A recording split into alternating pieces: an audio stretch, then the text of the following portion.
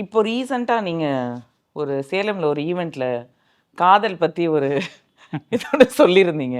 அது ரொம்ப பெரிய சர்ச்சைக்குள்ளான ஒரு விஷயமாச்சு. நான் சொன்ன விஷயம் என்னன்னா, காதல் என்பது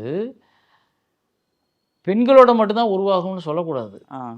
அதே சமயத்தில் பெண்கள்ன்றத இளம் வயது பெண்கள் மட்டும்தானே சொல்லக்கூடாது. ம். அம்மாவோட இருக்கிறது காதல் தானே.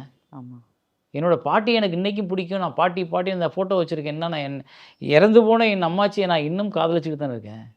அவங்க இல்லாமல் நான் இல்லைன்னு நினைக்கிறேன்ல. ம். காதலியை மட்டும்தான் நான் நீ இல்லாட்டி நான் இல்லைன்னு சொல்லணுமா? எங்கள் அம்மாச்சியை நான் சொல்லிட்டு இருக்கேனே. அன்பு தானே காதல். நீங்கள் ஏன் அதை கொண்டு போய் கொச்சைப்படுத்தி ஒரு விஷயத்தோட சம்மந்தப்படுத்திட்டு அதை வந்து கொச்சையாக்கிறீங்க? அது அன்புன்றது என்னன்னு தெரியாதவர்களுக்கு மட்டும்தான் அது ரொம்ப சர்ச்சையாயிருக்கு. சரியாக புரிஞ்சுக்கிட்டவங்களுக்கும் சரியாக இந்த உயிரினங்களையும் மக்களையும் நேசிக்க தெரிஞ்ச யாருக்கும் அது ஏற்படல. அதுவும் போக இவங்க எல்லாம் என்னென்னா அரைகுறையாக ஒரே ஒரு பதிவை மட்டும் பார்த்துட்டு வந்து உடனே கமெண்ட்டும் சர்ச்சையும் போடுறாங்கல்ல.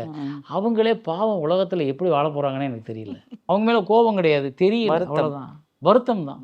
நான் என்ன ஒன்று அந்த நிகழ்ச்சியை முழுசாக பார்த்துருக்கணும், இல்லை என்னோட பதிவை முழுசாக பார்த்துருக்கணும். அப்போ அவங்க கருத்து சொல்லணும். அந்த பதிவு படத்தை யாருமே பிரமாதமாக இருக்குது ஒண்டர்ஃபுல்னு போடுறாங்க எல்லாரும். அப்போ அவங்க யார்? அவங்க ஃபுல்லாக பார்த்துருப்பாங்க. அதோட காரணம் என் பேச்சை ஃபுல்லாக பார்த்தவங்க ஒண்டர்ஃபுல்னு போடுறாங்க.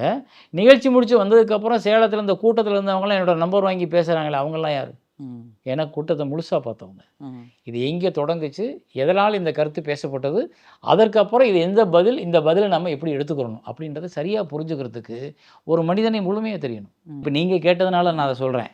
எனக்கு விளக்கம் கொடுக்கணுன்ற அவசியமே இல்லை. ஏன்னா நான் தெளிவாக இருக்கேன். என்னோட சிந்தனையிலையும் என்னோட சிந்தனையில் தவறு இல்லை.